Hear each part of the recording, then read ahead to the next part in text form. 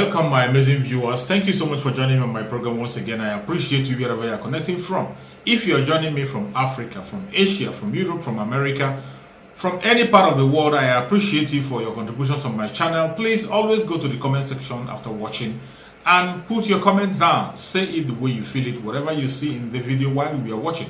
Write it down in the comment section. If you have any contribution or any lesson to teach, go to the comment section, put it down. I learn a lot from the comment section. Every now and again, I read your comments one after the other. Thank you so much for your contribution. For those who have not yet subscribed, please kindly subscribe to my channel.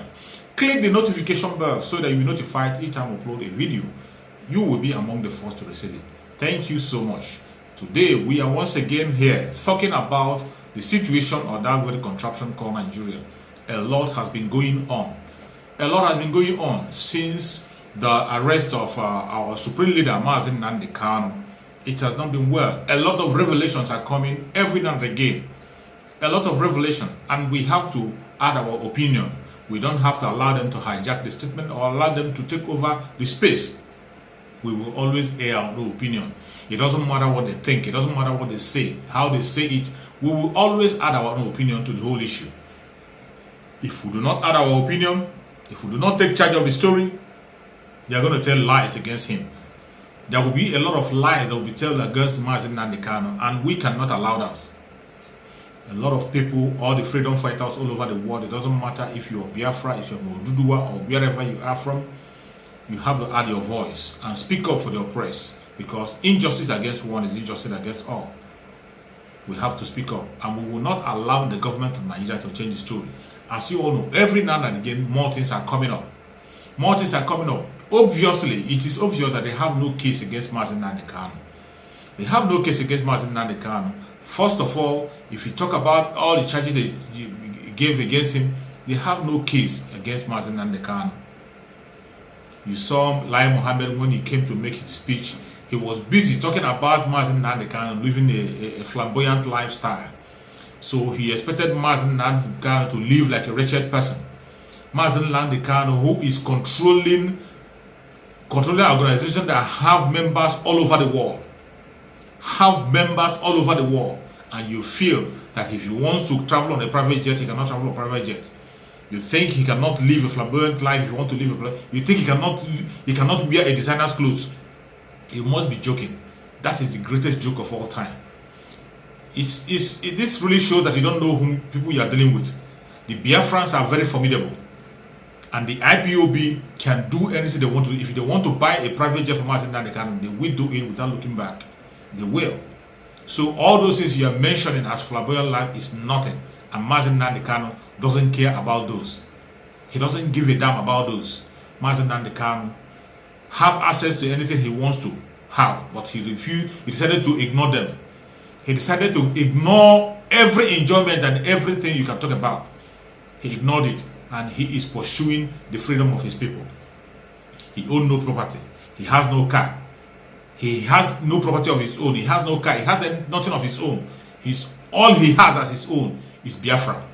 He has said it down without number. That when Biafra comes, if we want to leave him hunger, it's up to us. But for now, the only aim and nothing he's pursuing is Biafra and nothing else. And that is what Mazi Nnamdi Kanu has been doing. Whatever propaganda you people are carrying out there, talking trash about Mazi Nnamdi Kanu, His Excellency, it's a waste of time. We know him better than you do. There is nothing you will say about him that people do not know. We know him better than you do. You can try harder. Try as much hard as you can. You cannot bring Mazi Nnamdi Kanu down or tarnish his image. He has built a formidable image. He is as white as snow. You cannot find any dent in him. It doesn't matter how you look at it. It doesn't matter how you think about it. People begin to bring so many theories, so many laughable theories that I cannot be able to be mentioning here. But from obvious, all you can see from anything, from the things that is happening since Mazi Nnamdi Kanu was arrested, is the heart of a black man. The heart of black people are evil. Most of the time when you see him talking about the heart of a black person, telling you the life of a black person and calling out the black people, you think that he is hating or he is joking. Or he doesn't know what he's saying. Everything he is saying about the black people has just played out. You can see the situation surrounding the arrest of Mazi Nnamdi Kanu. You can see the way Mazi Nnamdi Kanu was arrested. It has been proven beyond reasonable doubt that Mazi Nnamdi Kanu was arrested in African country, Kenya to be precise. Kenya to be precise. Mazi Nnamdi Kanu was abducted. Was abducted in Kenya. The process of bringing Mazi Nnamdi Kanu to Nigeria was extradition in Kenya. Extradition in Kenya. Mazi Nnamdi Kanu has been traveling to all parts of the world in Europe, all parts of Europe, traveling to all parts of America. There has never been any time Mazi Nnamdi Kanu was abducted. There was never a time he was confronted. He was moving freely in all European countries, in all parts of America. But when it comes to Africa, that was where he was betrayed. The Kenyan government sold Mazi Nnamdi Kanu out, arrested Mazi Nnamdi Kanu and kept him for several days before calling their counterpart in Nigeria to come and take over from them. It is no longer a hidden story. They can deny out for all I care, but that is the truth, because his lawyer has spoken. His lawyer has spoken out and says what happened and how it happened. For those of you who have not heard from some of his lawyers, the senior lawyer in his group, which is Ifeanyi Ejiofor, have spoken and said it the way it is. Other lawyers also added their opinion. I'm going to share one of the opinion of the lawyers, what one of the lawyers had to say about what transpired and what is going on. Let us watch. Still in the news, the indigenous people of Biafra has warned that nothing must happen to its leader, Nnamdi Kanu. The organization, which said Kanu was kidnapped by the government agents, promised to expose details of his abduction later. Spokesperson for IPOB, Ima Powerful, said these in a statement titled, "Nothing should happen to our leader," IPOB tells federal government. According to him, the IPOB would not be intimidated into backing out of the struggle despite Kanu's arrest. And joining us via Zoom is the legal representative of Nnamdi Kanu, Barrister Aloy Ejimako. Thanks for joining us, sir. Thank you. All right, quickly share with us, what is the plan now that your client is in detention? Well, first of all, there are some preliminary issues that have to be ventilated before this matter can ever come to trial, if at all.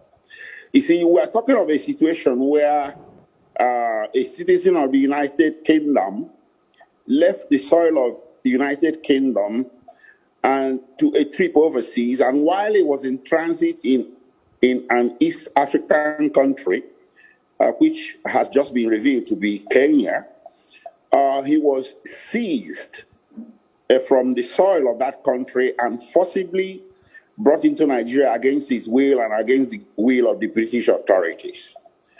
You see, there are certain domestic, municipal, international, and United Nations laws that should guide actions like this. There are mutual legal assistance treaties. There are laws on extradition proceedings. There are UN conventions on international fugitives. And Interpol, of course, has its own rules. Nigeria, too, has. And Britain has. So how come none of these rules were followed before Kanu was seized again?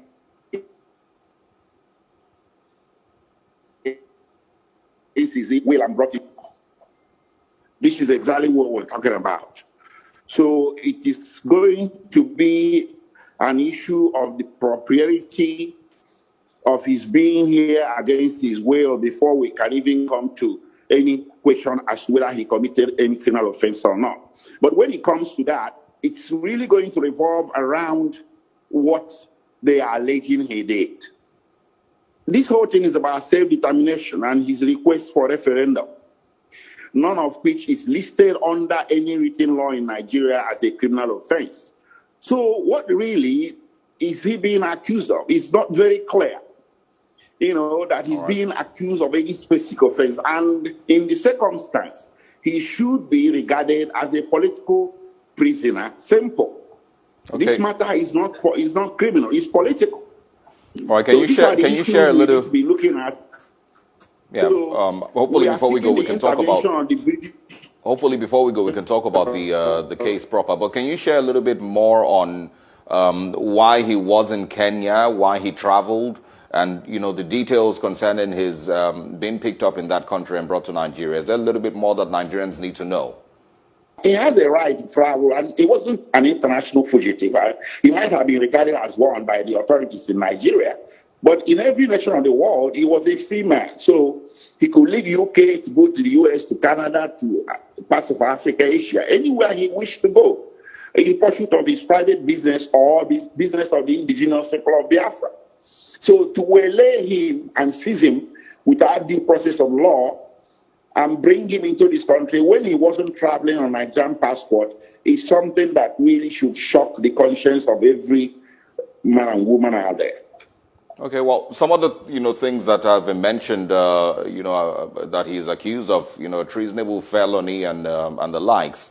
What would your response be to those who say that he basically had pushed his members and members of the IPOB into committing crimes here in Nigeria? And of course the attacks in the southeast, the attacks on the security agents. Is there a response that you can also share from your angle? Well, you see, it's not only that you can accuse, you also have to prove. So it doesn't stop with just, leveling allegations.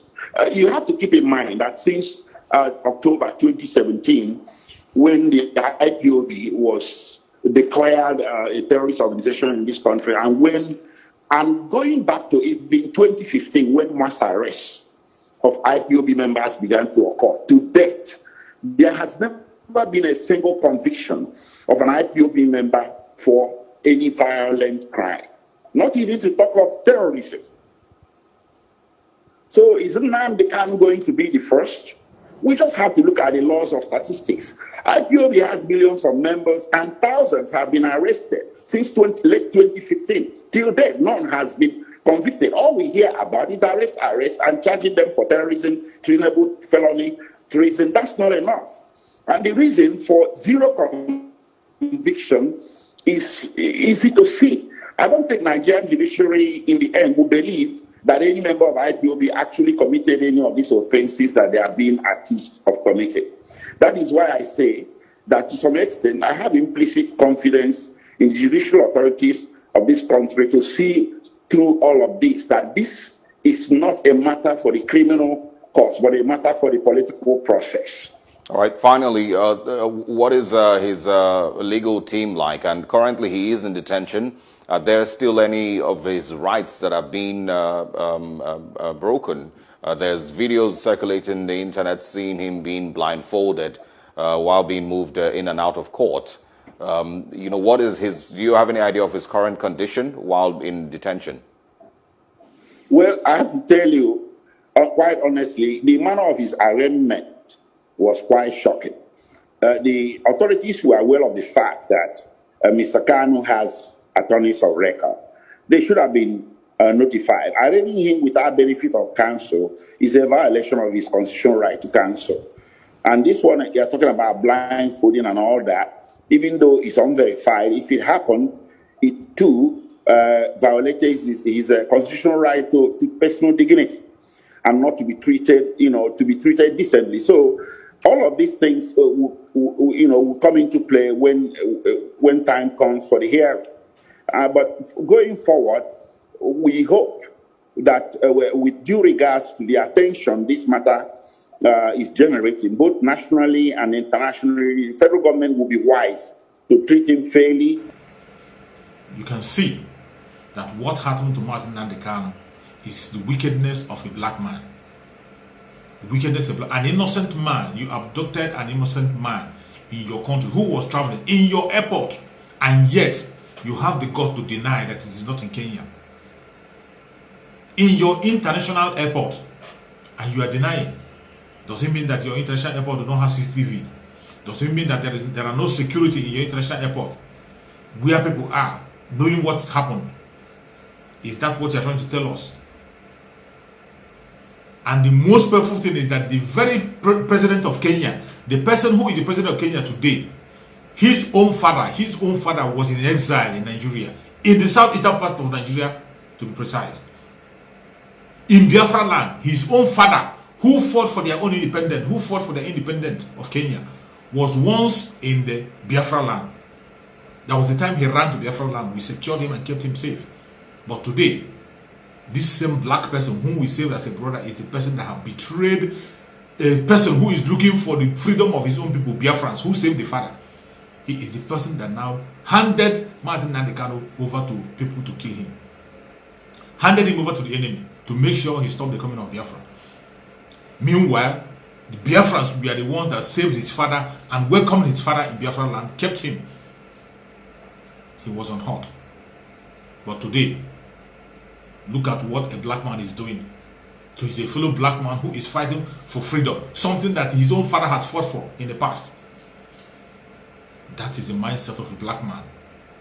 That is the mindset of a black man. This thing cannot happen in the white, it cannot happen in European country, it cannot happen in America. They respect human rights. At least respect somebody's right. Even if you don't agree with them, even if you don't like their style, even if you hate them, respect their rights to their opinion. And what is the business of Kenyan government in their tradition of Biafra? There is nothing else than greed. Information are coming out. I heard he was paid $1 billion by the Nigerian government. The opposition government in Kenya have revealed that the government of Kenya, the president of Kenya, collected $1 billion to hand over Mazi Nnamdi Kanu. They planned it, they did it, and they feel it worked for them. But that is not the end of it. That is not the end of it. They will get it hot. It doesn't matter what they do to Mazi Nnamdi Kanu. Mazi Nnamdi Kanu must surely be back as soon as possible. They will all be ashamed. They will all be covered in shame. Mazi Nnamdi Kanu is innocent. You cannot act in that very form. Extradition. First of all, you have to take him back where you got him from. You have to take him back to where you get him from. A British citizen, for that matter. A British citizen with a British passport. Travel through your airport. From your airport, you abducted him. You abducted him. It wasn't enough for you. You tortured him. It wasn't enough for you. Then you send him to his enemies. Handed him over to enemies. It is not going to be well with you. Whoever you are that is involved in what happened to Mazi Nnamdi Kanu, it is never ever going to be well with you. A lot of mothers are crying. A lot of children are crying. A lot of fathers are crying. Young ones are crying because of the condition you have placed them today. Somebody who they are looking upon, who is fighting for them and speaking up for them, you decided to betray him. Whoever you are, wherever you are not going to go free. You're going to regret your action. You will regret your action and you will never go free. Mazi Nnamdi Kanu will come back in a full force. Will come back in a full force. You have just only helped him to hasten the answer to his prayers. You only helped Mazi Nnamdi Kanu to hasten the answers to his prayer, to make sure that Biafra comes.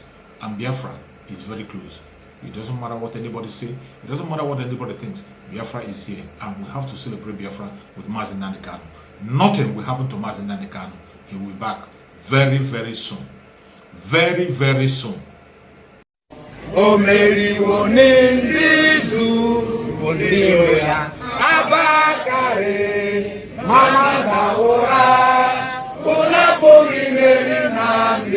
Namdi win the war. Python that's one, Python that's two. Now Python that's a three. Unapoli Mary Namdi.